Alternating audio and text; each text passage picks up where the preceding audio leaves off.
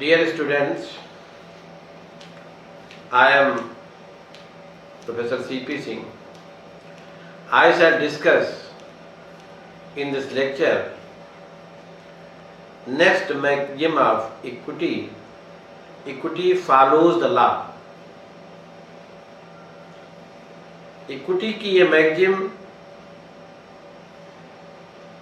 Equity follows the law, equity law का विधि का अनुसरण करती है का तात्पर्य है कि इक्विटी भी लॉ की सप्लीमेंट्री के रूप में कार्य करती है। मेटलैंड कहते हैं कि कॉमन लॉ का वर्ड बाय वर्ड पालन करना आवश्यक था, फिर भी कॉमन लॉ का वर्ड बाय वर्ड पालन करने के बावजूद भी बहुत कुछ ऐसा रिमेनिंग रह जाता था जो इक्विटी द्वारा पूरा किया जा सकता था। इस प्रकार इक्विटी कोड लॉ के कॉम्प्लीमेंट के रूप में कार्य करते हैं और ऐसी स्थिति में वह लॉ को का अपोज नहीं करते, उसके इनकंसिस्टेंट नहीं होते, जैसा कि मेटलैंड के स्टेटमेंट से लगता है, क्लियर होता है कि इक्विटी कॉमन लॉ के कॉम्प्लीमेंट्री के रूप में कार्य करती थी, अपोजिशन के रूप में नहीं। इक्विटी की ओरिजिन ही कॉमन लॉ की पूर्ति के लिए, कॉम्प्लीमेंट करने के लिए हुआ था, उसको डिस्ट्रॉय करने के लिए नहीं। कॉमन लॉ का पालन वर्ड बाय वर्ड होता था, अक्षरशः होता था। इक्विटी केवल ऐसे केसेस में अप्लाई होती थी जिनमें कॉमन लॉ के बारे में कोई प्रावधान नहीं होता था। कहने का मतलब यह है कि इक्विटी केवल ऐसे केसेस में इन्फोर्स होती थी, अप्लाई होती थी जिसमें लॉ साइलेंट होता था। जैसा कि स्टोरी का कहना है कि इक्विटी कोड भी कॉमन लॉ को उतना ही मानने के लिए बाउंड थे जितना कि कॉमन लॉ के। तो इक्विटी को लॉ दो रूपों में लॉ को फॉलो करता है था। पहला, कॉमन लॉ के रूल्स, रेगुलेशंस, कानून फॉलो करके। जिन मामलों में कॉमन लॉ के नियम अप्लाई होते थे, कोर्ट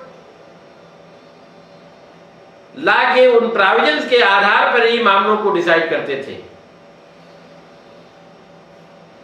सेकेंड, कॉमन लॉ के एनालॉजी को अपना करके, सादृश्यों को अपना करके। इक्विटी कोर्ट के सामने जब कोई ऐसा मामला आता था जिसके बारे में कॉमन लॉ में कोई प्रावधान नहीं होता था, कॉमन लॉ साइलेंट होता था, लेकिन लॉ की जो एनालॉजी जो अवेलेबल होते थे, तो इक्विटी कोड विधि के एनालॉजी या सादृश्यों के आधार पर वाद को डिसाइड करते थे।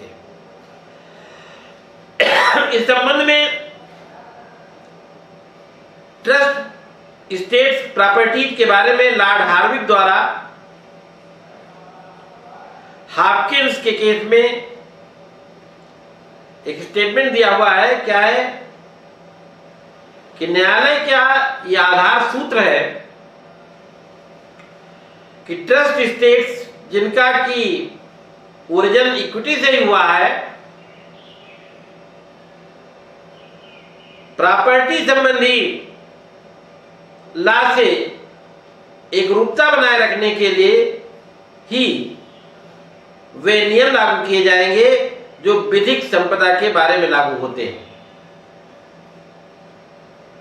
कहने का मतलब यह है कि इक्विटी जो कोड है, विधि के जो एनालॉजीज हैं, सादृश्य है, उनको फॉलो करने के लिए, उनका अनुसरण करने के लिए बाउंड थे। Equity follow the law.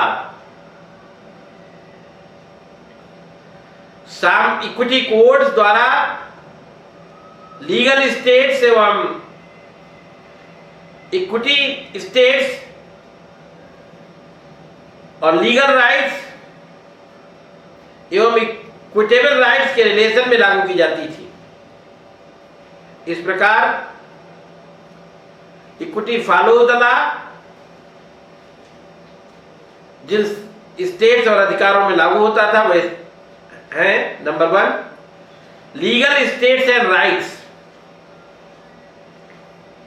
विधिक संपदा एवं अधिकार। लीगल स्टेट्स एवं राइट्स के बारे में इक्विटी कोड कॉमन लॉ अथवा स्टैट्यूटरी लॉ का पालन करने के लिए बाउंड थे, बशर्ते कॉमन लॉ और स्टैट्यूटरी लॉ के नियम अनसर्टेन और एम्बिगुअस, अस्पष्ट न हो।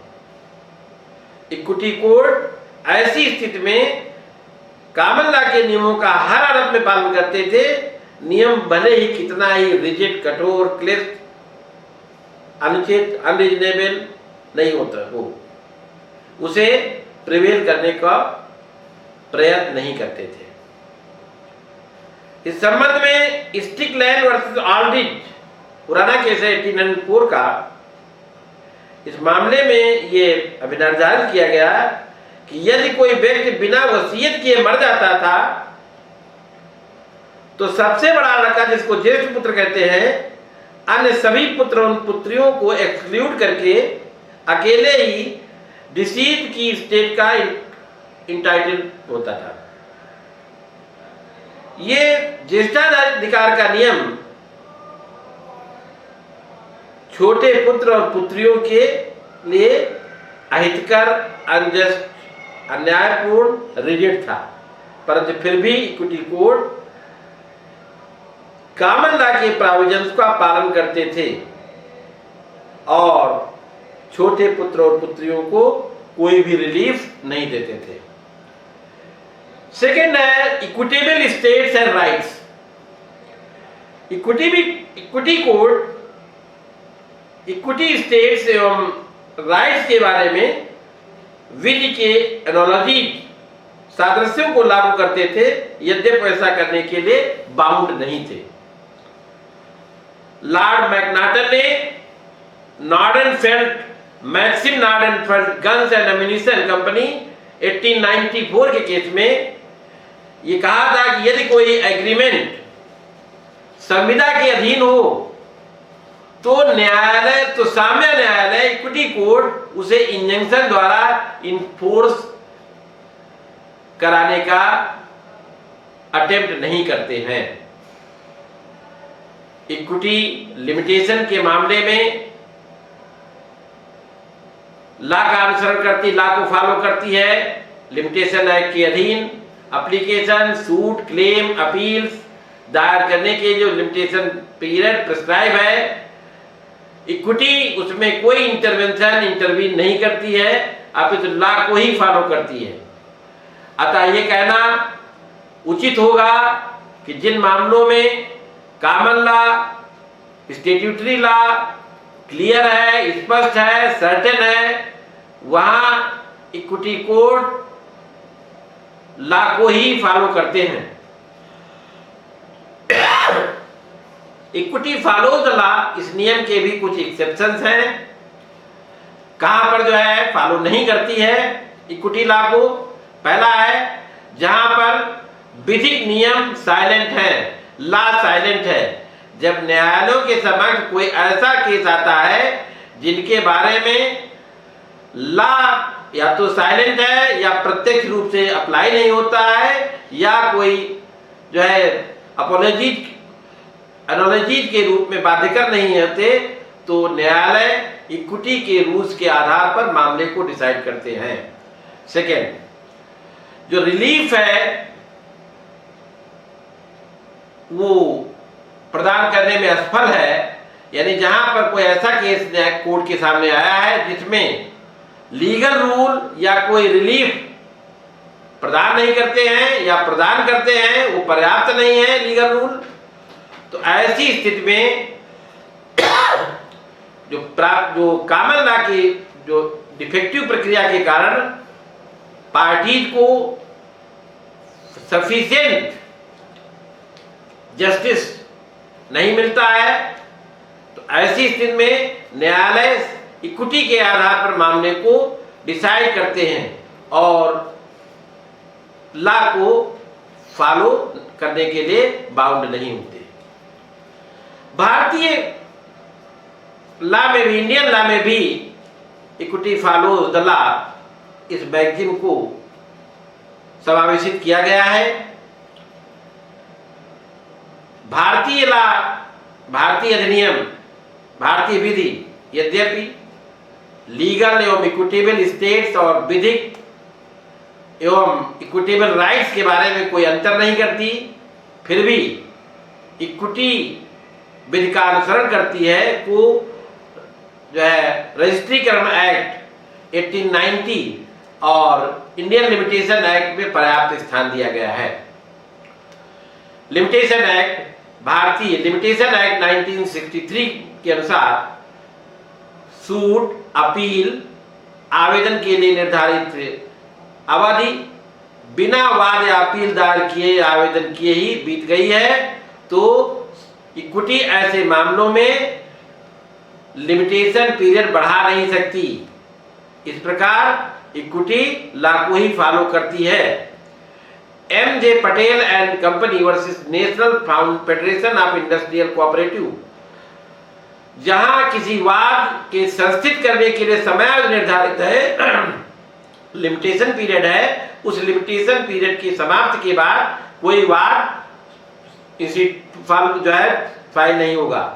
रजिस्ट्रेशन अधिनियम, जहां रजिस्ट्रेशन अधिनियम 1890 की धारा 17(1) के अधीन जिन दस्तावेजों का रजिस्ट्रेशन अनिवार्य है, न्यायालय उनके बारे में तब तक कोई रिलीफ नहीं प्रदान करता है जब तक उनका रजिस्ट्रेशन नहीं हो जाता है। इस प्रकार इक्विटी कोई इंटरवीन न कर विधि का अनुसरण करती है।